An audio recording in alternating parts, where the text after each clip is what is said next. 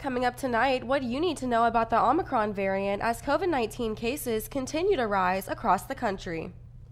Then, how advanced technology is helping athletes at the University of Indianapolis get the most out of their training.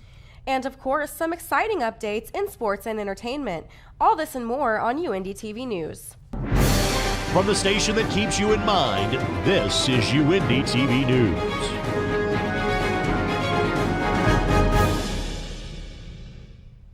Good evening and welcome to UND-TV News. I'm Julianne Grahowski. And I'm Emily Arnold. Scientists are rushing to learn as much about the new Omicron variant as they can as a new COVID surge is on the rise around the world. In the midst of the holiday season, concerns over COVID-19 are on the rise. We're not in a terribly good place right now.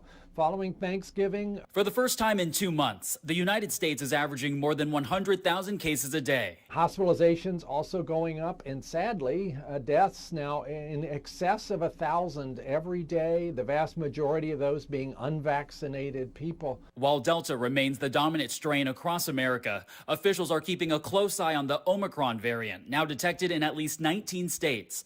Early reports from South African doctors say Omicron cases are generally mild, but global experts warn it's still too early to tell. What we have found is that the Omicron variant is doubling faster than any of the 3 previous waves. In New York City, the mayor calling a new private sector vaccine mandate a preemptive strike against the possibility of future lockdowns. This is to get ahead of something that's now threatening us in a new way.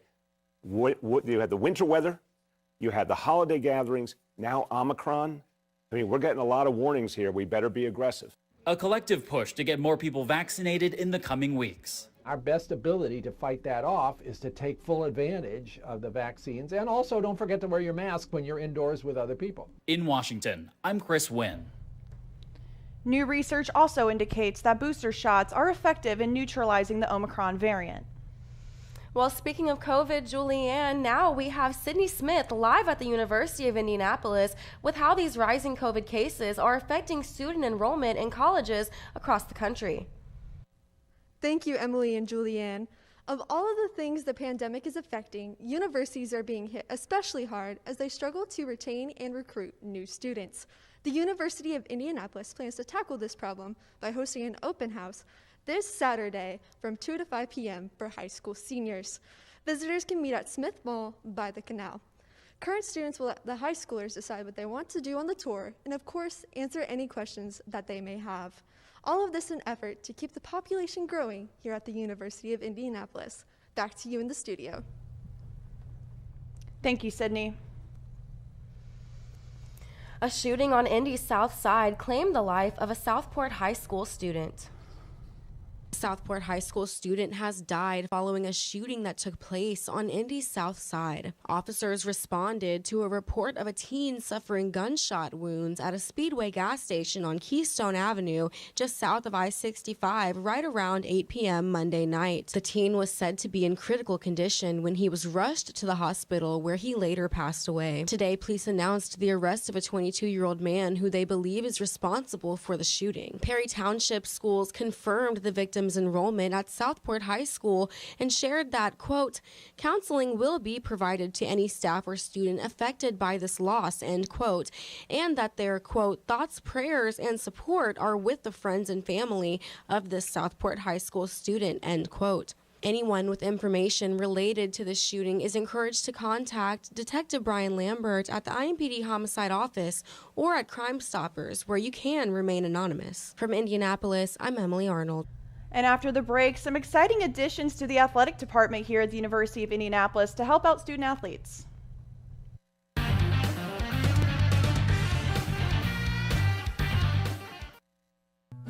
Number one, obviously, is safety. We definitely call 811 to find out if there are any buried lines, fiber optic, whether it be telephone or pipeline or anything. Don't take a chance. Don't think you know and say, well, I don't remember anything being put in there. Call 811 and make sure that that's identified, that there isn't something there before you make that crossing. Because in the end, we want everybody going home. Some things in your medicine cabinet are more dangerous than others. When it comes to prescription drugs, opioid pain medicines can be addictive and even deadly. Keeping unused opioid medicines in your home is risky. Half the people who misuse prescription pain medicines get them from a friend or family member. Over 100 Americans die every day from an opioid overdose, and millions are addicted to opioids. But you can be part of the solution to the opioid crisis. Go through your medicine cabinets, drawers, anywhere you keep unused opioid pills, patches, or syrups, and find out how to dispose of them safely. Visit fda.gov/drug disposal for details and remove the risk of opioids in your home. Are you thinking about buying medicine online? A search for online pharmacies yields more than 20 million results. But which ones can you trust? Medicines bought from unlicensed online pharmacies can be dangerous. You may get a fake drug, your condition may get worse, or you may experience a bad reaction. Don't put your health at risk. To learn how to find an online pharmacy that's safe and legal, visit fda.gov/BeSafeRx. A message from the U.S. Food and Drug Administration.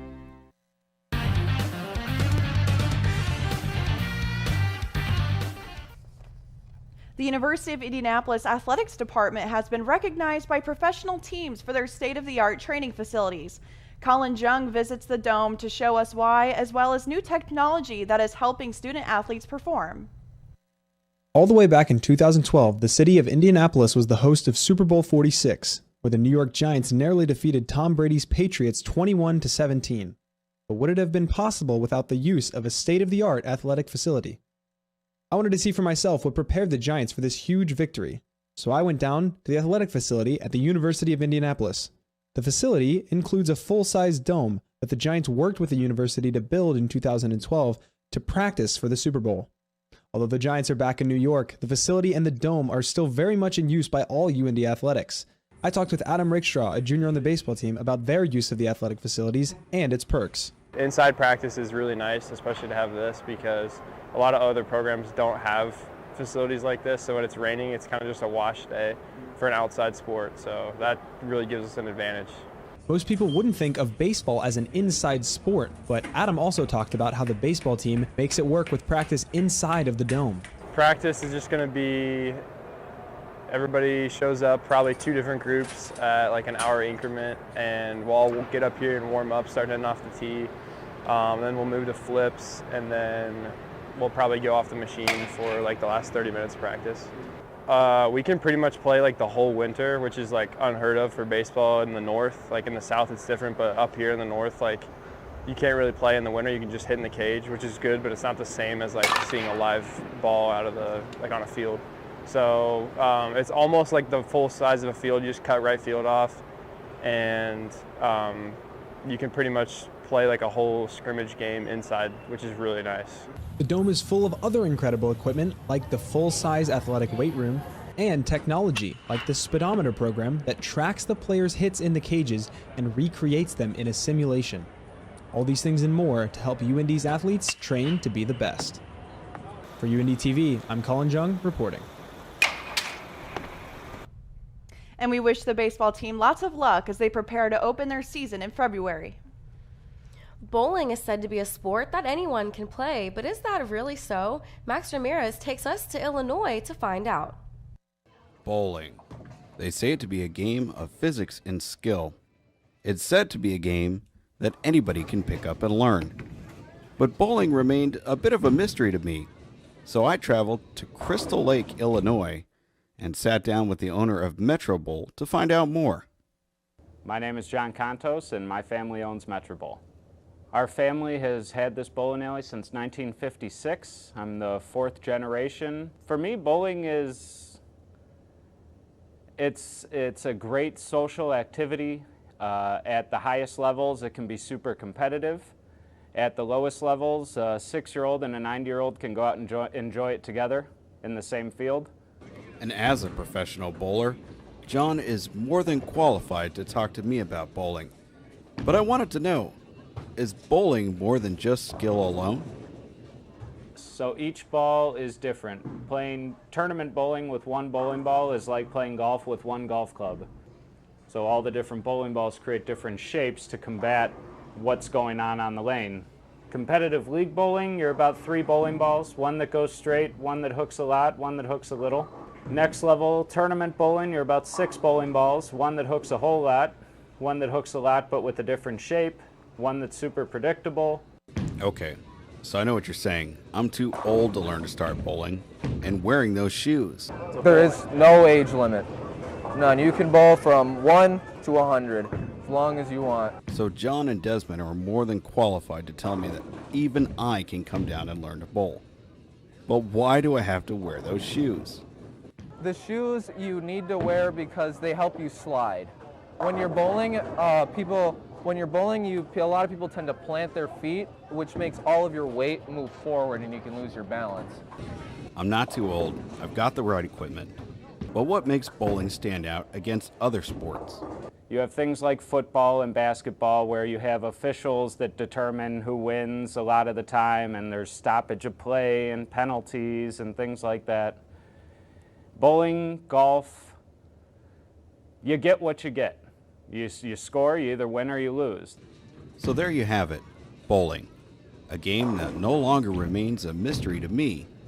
It's a game that can be played by all ages, either professionally or recreationally. And as a matter of fact, even I decided to take a crack at it. Reporting from Crystal Lake, Illinois, I'm Max Ramirez for UND TV. Next time you're looking for a way to pass time with friends, consider heading to your local bowling alley. Well, if Max hasn't convinced you to try bowling, maybe rock climbing is more up your alley. Bethany Foster with more. While Indiana is best known for its sports, there happens to be a small community of indoor rock climbers in the heart of Indianapolis. For this father and son duo, this is the greatest winter pastime. We found this place on kind of a whim, turned into a great way to get exercise and some free time for myself and my 2 boys. They love it, and it's what we do during the winter to kind of burn some calories and stay active even when the outside is not the most hospitable. When I asked what his favorite part of climbing was, Ian's son Finn emphasized the feeling of success after reaching the top of the wall. It's like, oh, I finally did that. Because it's always the preparation. You have to look at all of it, fail until you finally swing over and finally get that spot. And it's just so nice to breathe. And Ian, who watches from down below, encourages Finn all the way. I'm Bethany Foster, signing off with UND TV, Indianapolis. Just like bowling, certain shoes are recommended for climbing. Climb Indy day passes start at just $12. Well, coming up after the break, we'll be joined by Tiana Baxter for some news and entertainment.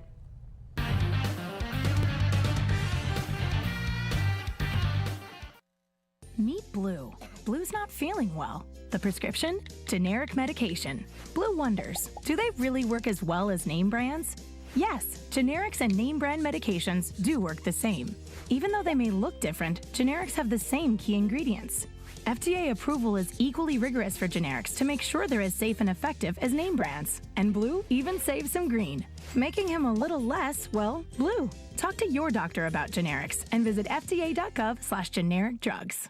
Most of us like to be out in the sun. That's why sunscreen and other safety measures are key to protecting your skin from aging and cancer. The FDA recommends using a sunscreen with a sun protection factor, or SPF, of 15 or higher. Also, look for broad spectrum on the label. That means both harmful ultraviolet A and B rays are blocked. UVA rays age the skin, UVB rays burn, and both cause cancer. But the perfect sunscreen doesn't count if you use it wrong. Don't need sunscreen on a cloudy day? Wrong. 80% of UV rays still get through the haze. Only use sunscreen at the beach? Nope. Anytime you're outside, UV rays attack the skin, so you need protection. And you have to reapply sunscreen every 2 hours. Remember, SPF plus broad spectrum equal healthy fun in the sun. Visit www.fda.gov/sunscreen for more information. A message from the U.S. Food and Drug Administration. National Prevention Week is a celebration of all the things that happen all year long. Prevention is at the core. It's mental health, physical health. Some of our National Prevention Week activities have been focusing on the illegal drugs, illegal use of opioids. Drugs, alcohol, mental health, suicide, underage drinking, tobacco use. Prevention is about saving lives. This is where it happens. This is Prevention at Work.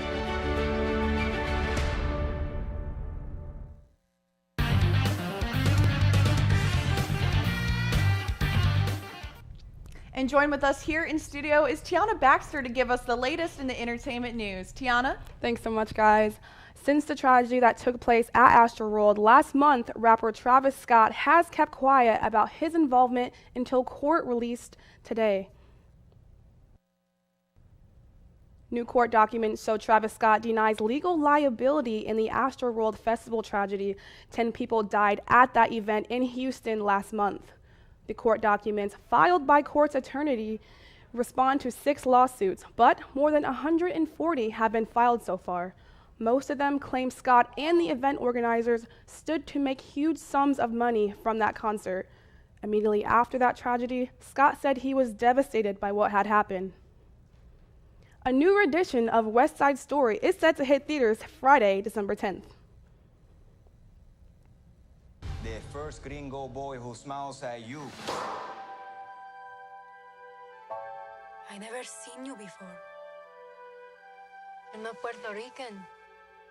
Is that okay? Do you want to start World War III? The new West Side Story still has the gang clashes between the Sharks and Jets, the forbidden love at first sight between Tony and Maria, and those memorable songs.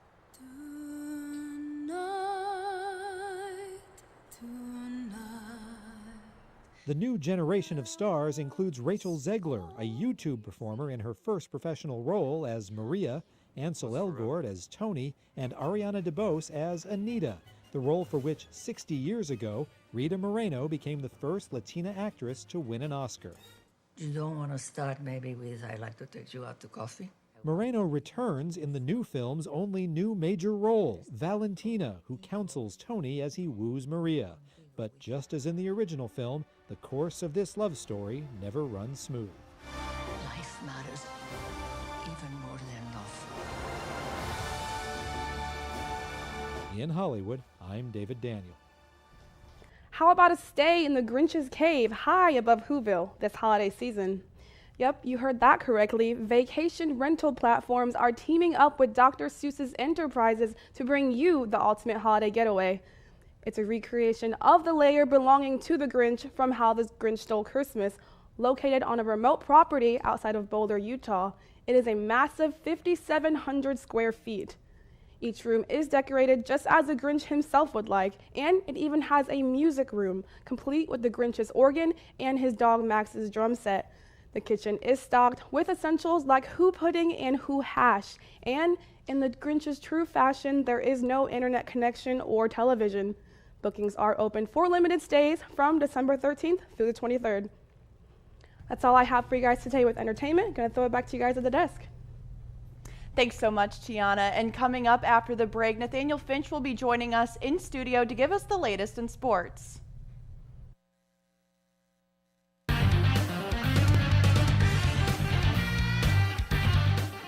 Meet Blue. Blue's not feeling well. The prescription? Generic medication. Blue wonders, do they really work as well as name brands? Yes, generics and name brand medications do work the same. Even though they may look different, generics have the same key ingredients. FDA approval is equally rigorous for generics to make sure they're as safe and effective as name brands. And Blue even saves some green, making him a little less, well, blue. Talk to your doctor about generics and visit fda.gov/generic drugs. Most of us like to be out in the sun. That's why sunscreen and other safety measures are key to protecting your skin from aging and cancer. The FDA recommends using a sunscreen with a sun protection factor, or SPF, of 15 or higher. Also, look for broad spectrum on the label. That means both harmful ultraviolet A and B rays are blocked. UVA rays age the skin, UVB rays burn, and both cause cancer. But the perfect sunscreen doesn't count if you use it wrong. Don't need sunscreen on a cloudy day? Wrong. 80% of UV rays still get through the haze. Only use sunscreen at the beach? Nope. Anytime you're outside, UV rays attack the skin, so you need protection. And you have to reapply sunscreen every 2 hours. Remember, SPF plus broad spectrum equal healthy fun in the sun. Visit www.fda.gov/sunscreen for more information. A message from the U.S. Food and Drug Administration. National Prevention Week is a celebration of all the things that happen all year long. Prevention is at the core. It's mental health, physical health. Some of our National Prevention Week activities have been focusing on the illegal drugs, illegal use of opioids. Drugs, alcohol, mental health, suicide, underage drinking, tobacco use. Prevention is about saving lives. This is where it happens. This is Prevention at Work.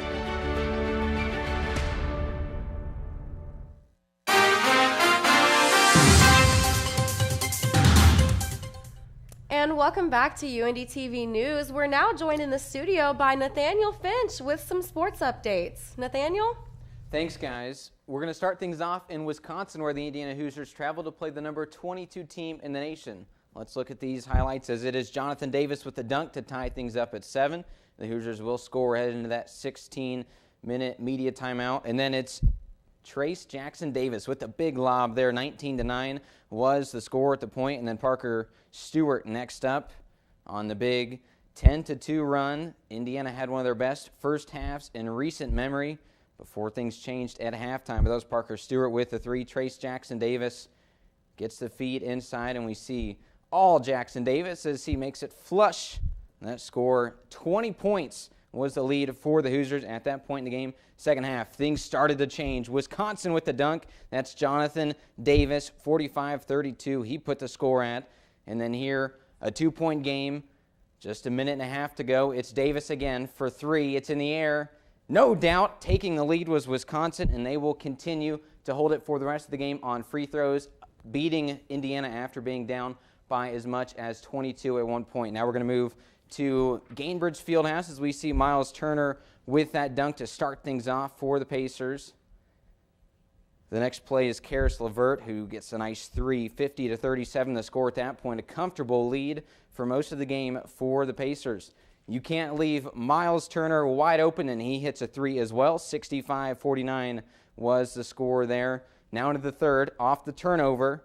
It's Sabonis, open down low. Thought he was fouled, but he finds a way to get 2 and extends that lead to 73-57. The Pacers with a great game against these Knicks. And we see Malcolm Brogdon doing things by himself. A 20-point lead for the Pacers. Unlike that other Indiana team, they will hold the lead as Karis LeVert with a nice pull-up from the free throw line, 102-81, the score at that point in the game. And then finally, it's Chris Duarte with a nice little pull-up here in the lane. The final score there, Pacers 122, Knicks 102. The Pacers move to 11-16 on the season. Finally, taking us to the final game of the night last night in Los Angeles here at the end of the first half. It's an unsung hero, Brandon Boston Jr. Look at that. Turnaround deep 3, the buzzer beater at the end of the half. The score was 63-51 at that point. A big lead for the Clippers. They'll keep it for most of the third quarter, as well as we see Zubats with that alley-oop off the pass from Reggie Jackson. And then look at this play. Remember it. It's Jason Tatum with the dunk on the fadeaway. And the reason I tell you to remember it, here is this next highlight. Same thing. Rebound. Tatum flying through the air, and he gets it. But again, we'll see that again later in these highlights. Marcus Morris, it's a 3-point game. We'll see if he can extend the lead or not. It's Morris from the wing with just 45 seconds to go, and it's money. 6-point lead. The Celtics do keep it close here at the end of the game. And again, Marcus Smart to Tatum. Tatum with the fast break. And for the third time, that fast break dunk. The final score, 114-111. As the Celtics lose, they fall to 13-13, and the Clippers get the win, the last one of the night. Tonight, Purdue will play Rutgers. The number 1 team in the nation is Purdue, traveling to New York at 7 o'clock. And then Thursday Night Football, the Steelers and the Vikings, in what should be a good game as well. That's all for sports. Now back to the desk. Thanks so much, Nathaniel. And after the break, we'll be learning about a special celebration that takes place here at the University of Indianapolis.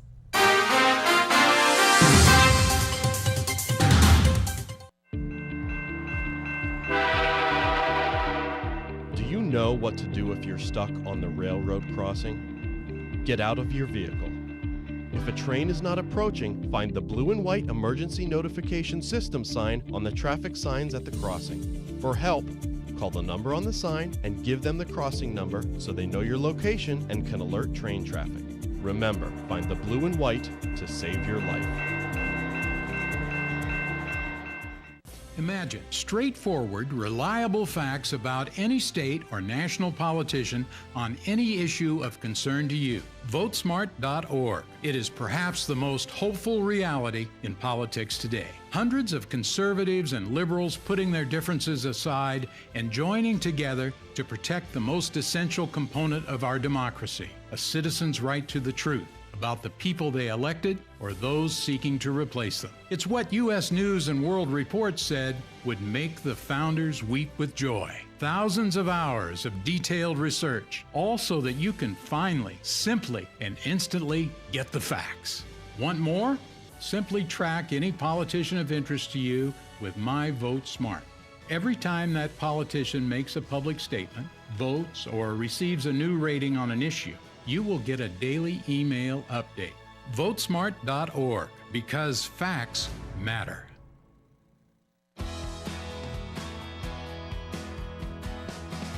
I drive 65,000 miles each year in my bus. If people knew what I know, lives could be saved. You don't want to be in the blind spot of a 40,000-pound bus when I have less than a second to react. I do what I can by changing lanes and taking turns slowly. It really helps when people look out for me too. Give me room to operate safely. It's our roads, it's our safety.